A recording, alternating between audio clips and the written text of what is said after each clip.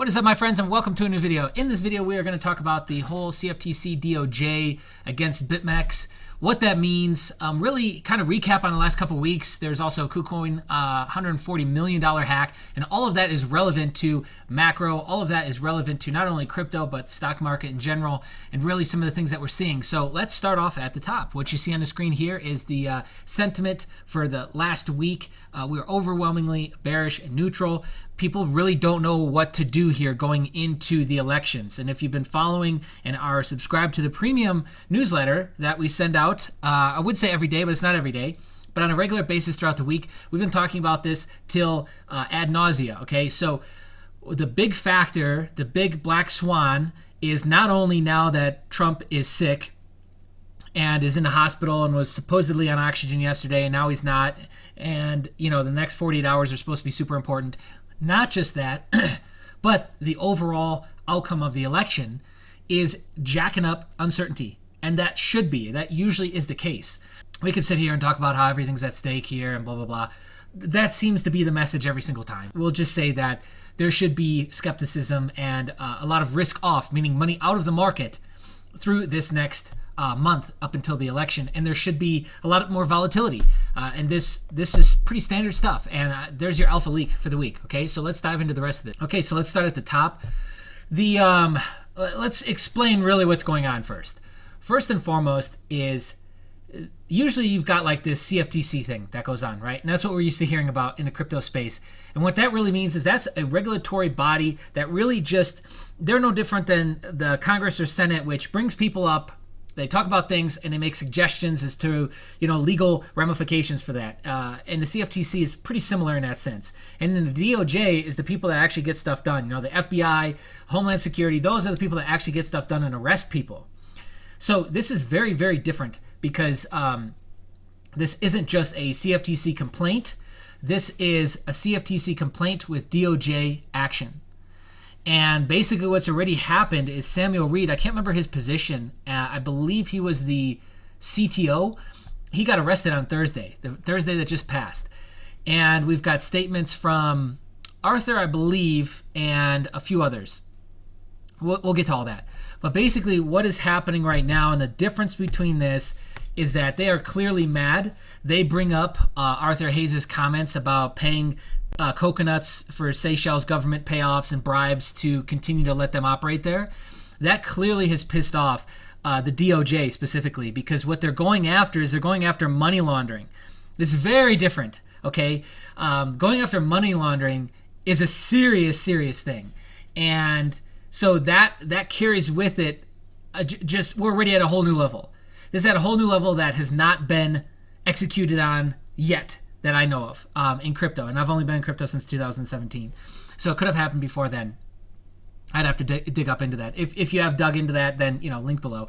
But where it's at is I thought that they were like kind of negotiating and talking about this and trying to work together. But obviously the DOJ took the next step and just said, forget all this.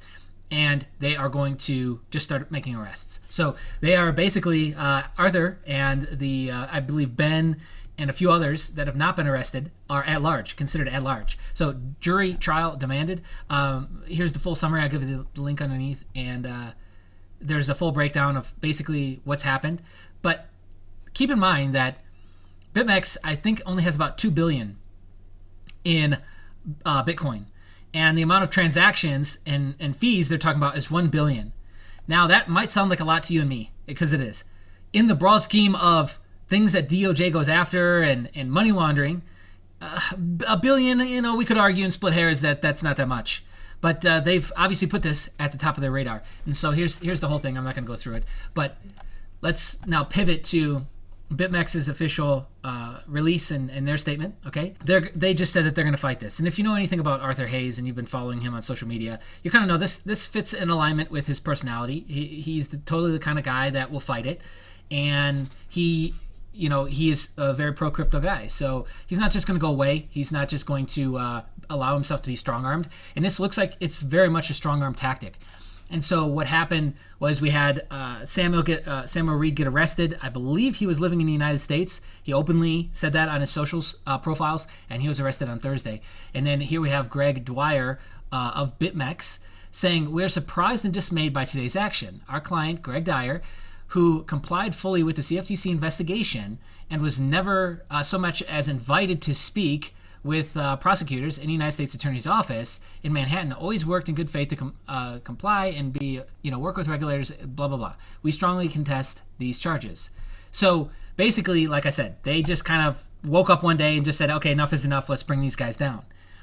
Here's where it's kind of the hypocrisy creeps in, okay? I'm sure you guys will appreciate this.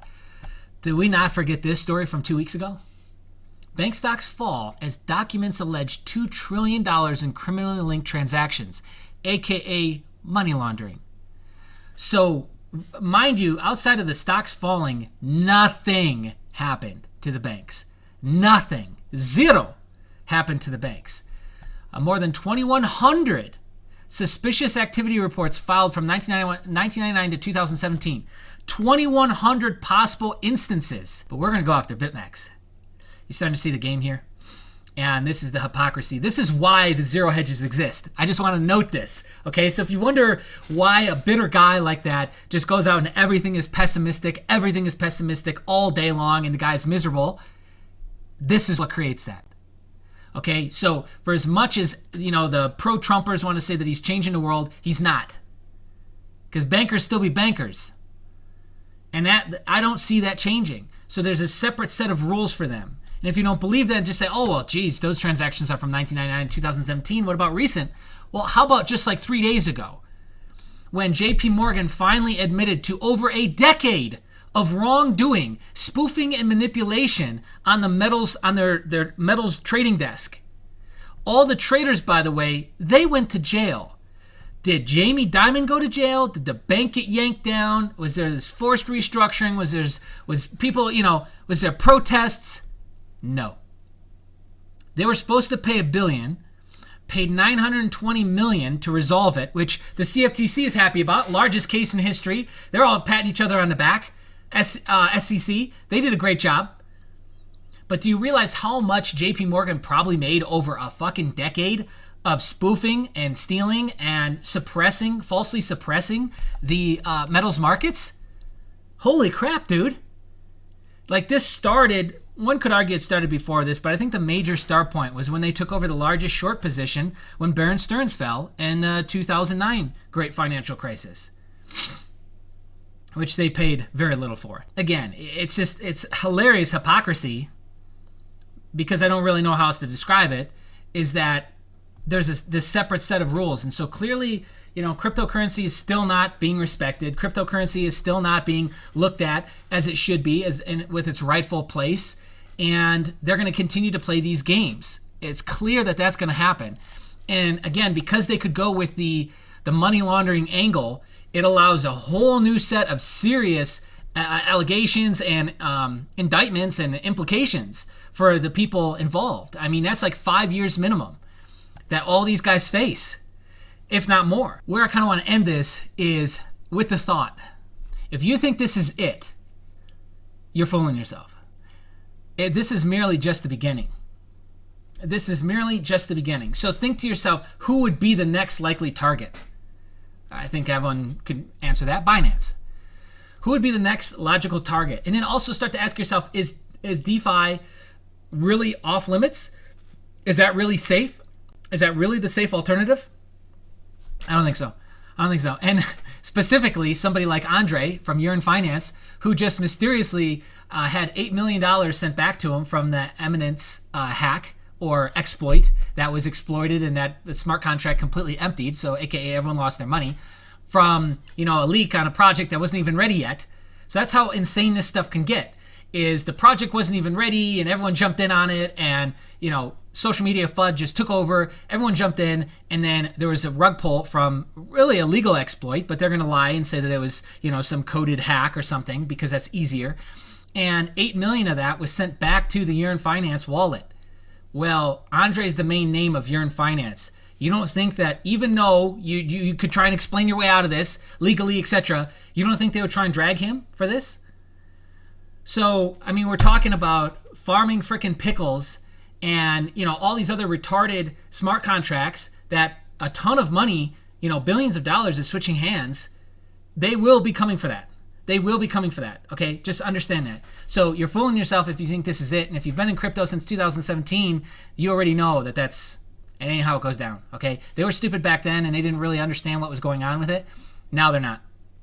And it sounds like they're taking action. It sounds like they're ready to go. The fact that there was already this CFTC investigation going on and then they just said, nope, bang, bring them in. That means that we can expect more. We can expect more. So take that with a slight bit of caution. Obviously, always be backing up. Don't leave your coins on exchanges. Understand that these things can happen, blah, blah, blah, all of that good, warm, fuzzy stuff. But just be on the lookout because this is not the end of this, okay? This is not the end of this. Love to hear your side of the story. If you got any more additional information, comment below. Let me know what you think. If you like the video, thumbs up. If you don't, thumbs down. Subscribe, hit the bell notification. Maybe you'll get more notifications. I don't know. Help us get back on top of the YouTube algorithm. All those little things help. The likes, the comments, all that shit, right? Do that. Be on the lookout. More videos coming soon.